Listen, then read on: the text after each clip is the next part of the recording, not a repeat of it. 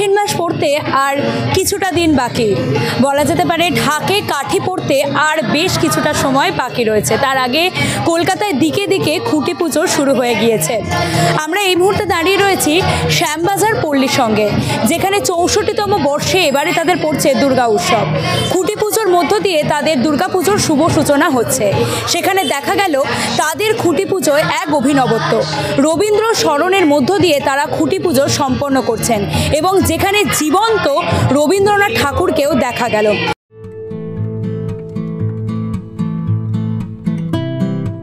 পুজো আসতে আর মাস দুয়েকের অপেক্ষা। ইতিমধ্যেই শুরু হয়েছে পুজোর প্রস্তুতি।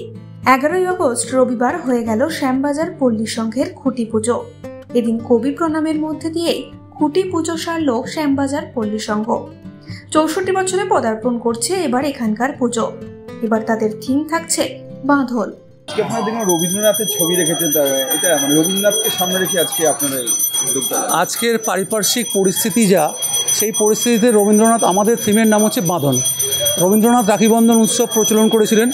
সেই বন্ধনটা মানুষের মধ্যে, মানুষের বন্ধন, প্রত্যেকটা মানুষের সঙ্গে প্লাস যা বিভিন্ন পারিপার্শ্বিক পরিস্থিতি রয়েছে, প্রত্যেকের বন্ধনটা যাতে সুদৃঢ় হয়, সেই জন্যই আমরা রবীন্দ্রনাথকে সামনে রেখেছি।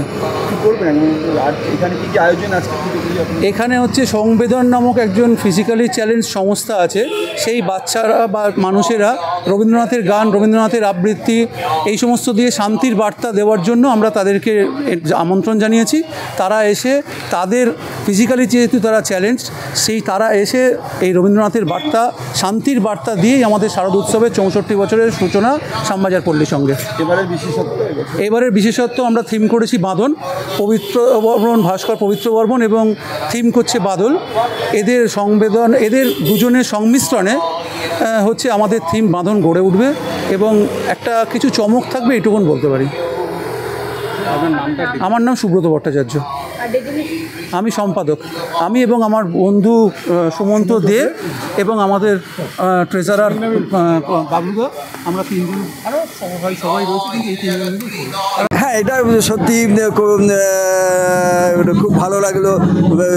জোড়াসাঁকো ঠাকুর বাড়িতে রবীন্দ্রনাথ ঠাকুরকে স্মরণ করে তার প্রতিকৃতিতে মালা দিয়ে ক্লাব কর্তারা যে তাকে স্মরণ করেছেন রবীন্দ্রনাথ ঠাকুরকে, এটা সত্যি খুব ভালো লাগলো আর কি। এখানে এই পাড়াতে সত্যি এই ক্লাব কর্তাদের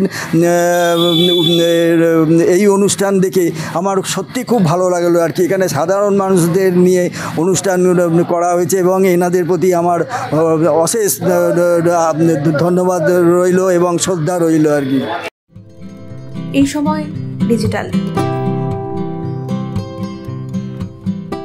সময় ডিজিটালের জন্য সুকৃতি।